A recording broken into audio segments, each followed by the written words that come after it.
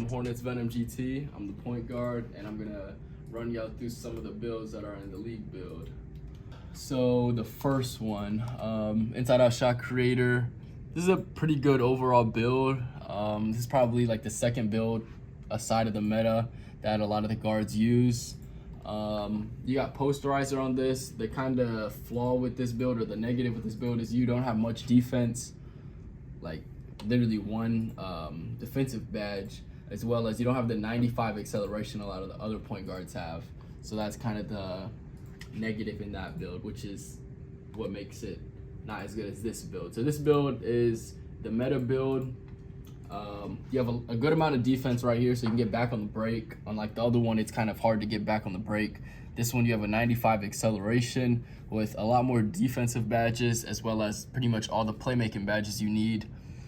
You got the 86 driving dunk and the 92 three-point shot, as well, with a good amount of shooting badges. So this is the meta build. You can pretty much do everything with it. There's not too much crazy negatives with this build.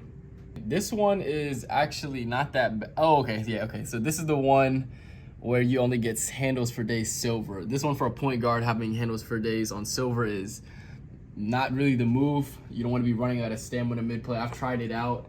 You get Giant Slayer, Hall of Fame, so it's kind of glitchy when it comes to gelling over the centers and stuff, but like the biggest flaw is you have no defense pretty much, and then you have silver handles for days. Although you do get 99 stamina, handles for days on silver kind of drains your stamina pretty fast. All right, now we got the 6'3" point guard build. This is not my favorite, but probably my second favorite aside of the meta build.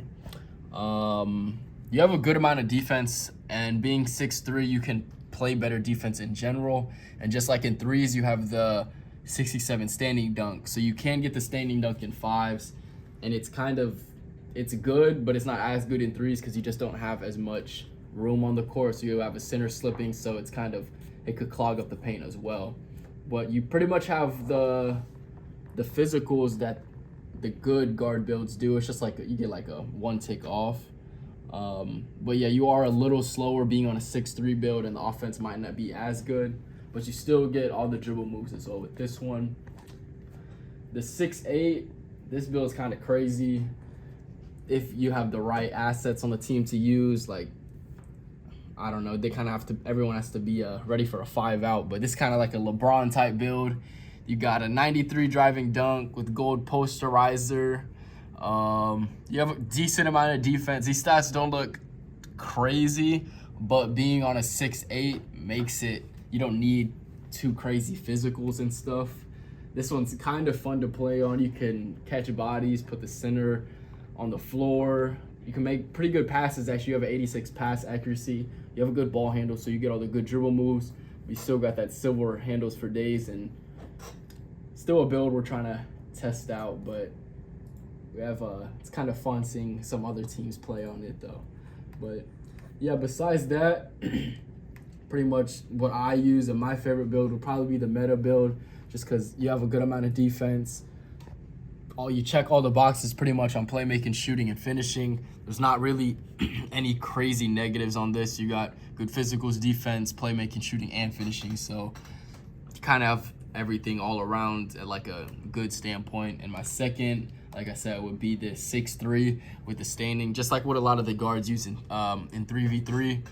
Like I said, the one downside is you are a little slower than a lot of the other point guards, just being 6'3", and your windows are a little smaller, your shooting windows. Yeah, so yeah, that's it for me, man. Peace.